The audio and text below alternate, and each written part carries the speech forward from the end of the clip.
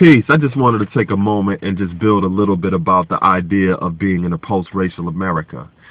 And with the re-election of President Obama, I think that a lot of us really need to prepare ourselves for the type of attitudes and the type of behaviors that we are definitely going to see from people who are not happy about that. We've already seen people that moderately displayed their disapproval or their dislike for the president being elected the first time.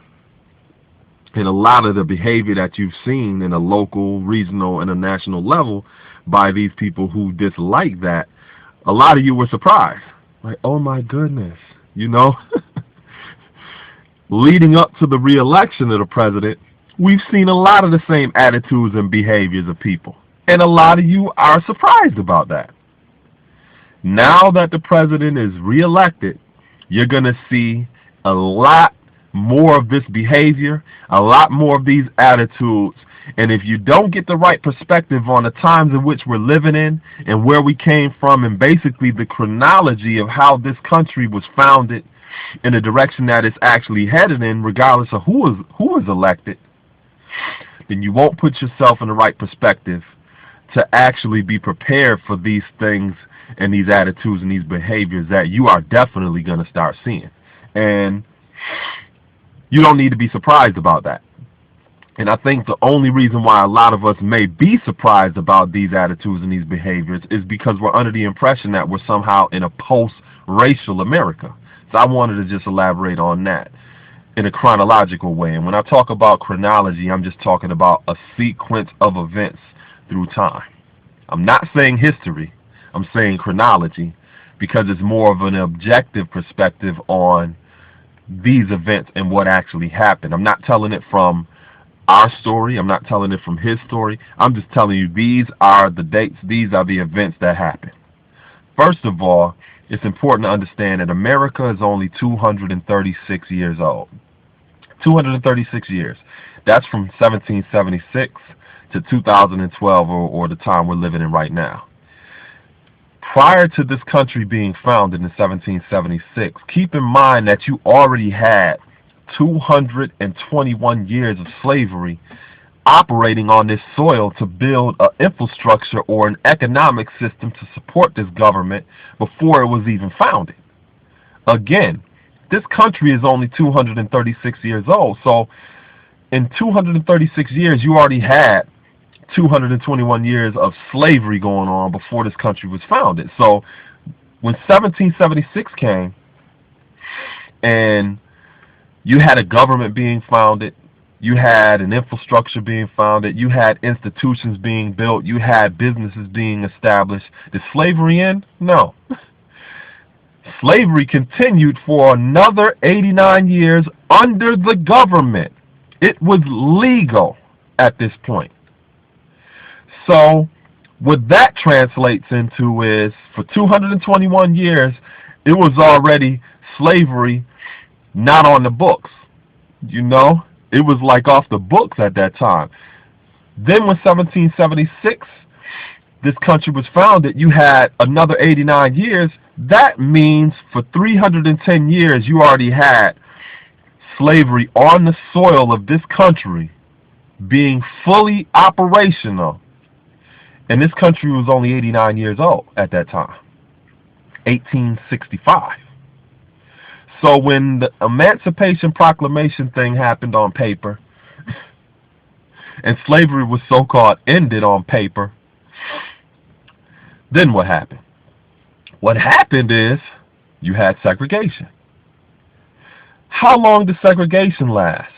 Segregation lasted for another 100 years, all the way up to 1965, or the civil rights legislation being passed on paper to end so-called segregation. What does that mean? What that means is for 189 years, black people in this country were legally defined as the property of the whites who owned them. Once the slavery ended, and they were no longer considered on paper inhuman or property, we were given the status of non-citizens, because segregation basically means you're not allowed to participate. You don't have a voice, you don't have a say-so, and we don't want you around. Matter of fact, you can't even use the same toilet as me. So that happened for a whole 100 years. So now, and that was government funded too, that was sponsored by the government. So for 189 years, as black people, you were not allowed to participate in American society by law. When the civil rights legislation was passed, that wasn't because benevolent white people was like, okay, we feel so bad about the way that you've been treated for this 189 years. Yeah, I know that for 221 years before that, you were also treated bad too. It was off the books, but we take responsibility for the 189 years that the way your people were treated, and we're going to give you civil rights, legislation. No, they didn't hand us anything. We had to fight for that. A lot of us died just to get a lot of rights as being recognized as a human being and to be treated with some level of civility on paper. So from 1965 up into today, which is 2012, that's only a period of 47 years. Some of you that's watching this video right now are older than 47 years old. Those of you who are sitting here watching this video, you may have people sitting around you right now that's older than 47 years. So that's not a long time. They can tell you personally about using a toilet that said blacks only or colored only, or not being allowed to go in certain businesses because it was just for white people only. They can tell you that personally. They can tell you personally about having dogs sicked on them, or being water hosed down and stuff like that because they want to be treated fairly. And white people generally didn't want to treat them fairly because for 189 years already, there was a power dynamic being established in this country, or a racial backdrop that meant you're not equal to me. You're not as important as me.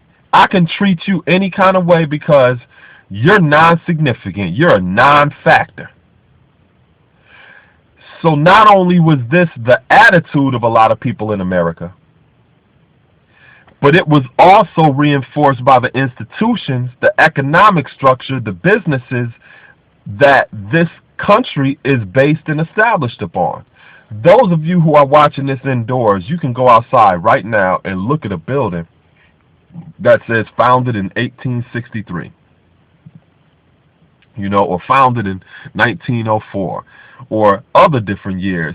And what that means is these were buildings or institutions that were built by people, for people, that had a certain mentality, a certain program, a certain ideology that represented a status quo.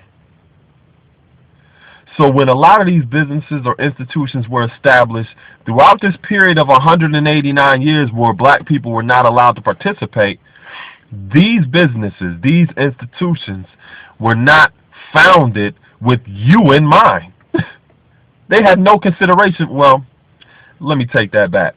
You might have been some menial hand labor or somebody that's doing this, that, and the third, but you didn't have no voice. Now, everything that I'm saying is in general terms. Yeah, you had some black people that had certain type of positions like you see today. You had some black people that had some money. Even during the time of slavery, you had some black people who were not enslaved because they didn't come over to this country through the transatlantic slave trade. They were already indigenous here. So they didn't participate. They weren't enslaved, and at the same time, not all white people owned slaves. So those of you that may have felt that I'm making you playing a blame game or something like that on you, no, there was some white people didn't migrate to this country until after. But here's the thing. Like I said, you had an infrastructure being established in 1776. You had an economic structure being established. You had institutions being built to reinforce a status quo, which meant black, stay back. Brown, you can stick around. If you yellow, you mellow. And if you white, you are right. So you have this racial backdrop that was established in 1776. So even if you were a black person who was indigenous living here, that wasn't enslaved, this is still the playing field. This is still the social backdrop that you're operating on. So it doesn't change the perspective of the people who are establishing this society at this time. It still doesn't change the institutional structures or the ideology behind why certain institutions were established. You're still just pawns in this game. You know, those white people who did not own slaves, who were striving to do the right thing and be abolitionists, they were still living here in America too. You know, so this status quo still affected those who did not directly participate. And if they were that much of an abolitionist, if they were that free, then we wouldn't have seen this status quo being reinforced over that period of 189 years. So I wanted to make that clear too. So now, those of us who are under this impression that we're somehow in a post-racial America, consider the fact that 47 years from 1965 to 2012 only equals 20% of American history. Again, America's only 236 years old. 47 years is only 20% of the time. 80% of the time, black people were either enslaved or segregated against. So, chronologically speaking, that is the bulk of the 236 years that black people who were brought to this country under the transatlantic slave trade, black indigenous people who live in this country who were not going through the transatlantic slave trade. This is the perspective that America has towards you, people of color. Melanated people, you know, black and brown people, indigenous people, people who were brought over here in the transatlantic slave trade. This is the status quo that America has had and the attitude America has had towards us for 189 years, 80% of the time that America has existed here. So how are we really in a post-racial America? You know, just looking at it in that context, there's a lot of work that still needs to be done because you still have 189 years of attitudes. You have 189 years of institutions, and you have 189 years of ideologies that still exist today. That's why I emphasized earlier that you had legislation being passed on paper.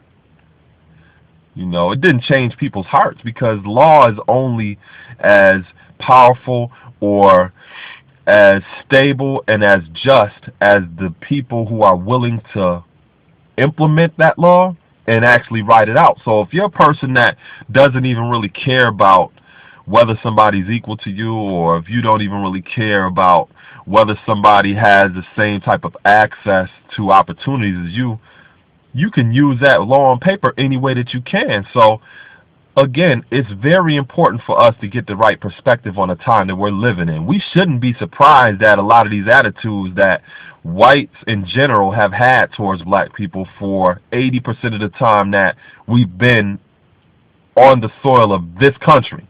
I'm not talking about us that were indigenous to this place prior to America being founded. I'm just talking about from 1776 to 2012. We shouldn't be surprised at a lot of these attitudes. We shouldn't be in a position to be blindsided by a lot of these attitudes and a lot of these behaviors that a lot of white people still have towards us. So once we get the right perspective and start looking at things chronologically and say, well, dang, you know, that is right. You know, there is no record of being treated equally in this 236 years that we've been here.